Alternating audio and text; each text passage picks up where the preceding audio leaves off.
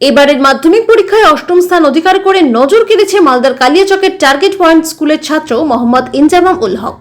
ভবিষ্যতে সে ডাক্তার হতে চায়। কালিয়াচকের নওবাদা যদুপুর গ্রাম পঞ্চায়েতের অনুপনগর গ্রামের বাসিন্দা ইনজামামের বাবা মোহাম্মদ মাইনুল হক একজন ক্ষুদ্র ব্যবসায়ী।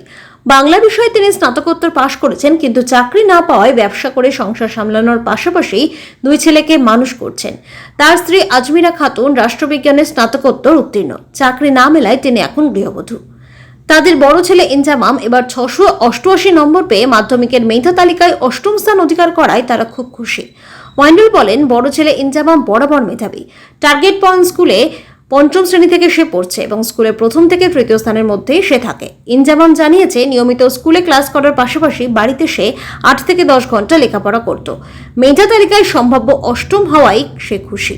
ছেলের এই সাফল্যে গর্বিত বাবা মা সহ পরিবার।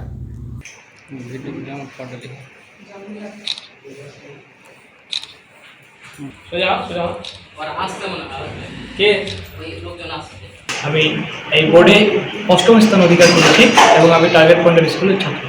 আমি ক্লাস 5 থেকে সেখান থেকে পড়াশোনা করছি। আমাকে বেশ ভালোই লাগছে এই স্থান অধিকার করে পেরেছি।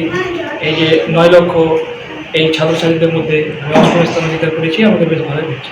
আমার টার্গেট পয়েন্ট স্কুলের যে সমস্ত শিক্ষকরা আমাদেরকে পড়িয়েছেন খুব ভালোভাবে বিশেষ যত্ন সহকারে তারা আমাকে পড়িয়েছেন। কোনো সমস্যা হলে সেগুলো সমাধান করিয়েছেন।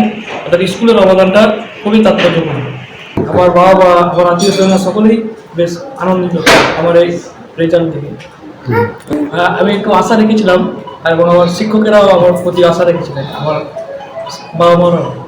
তাই একটা ভেবেছিলাম যে 1 থেকে 10 এর মধ্যে এই স্থানটা থাকবে। আমি পেয়েছি 700 মার্কের পরীক্ষার মধ্যে 688 নম্বর।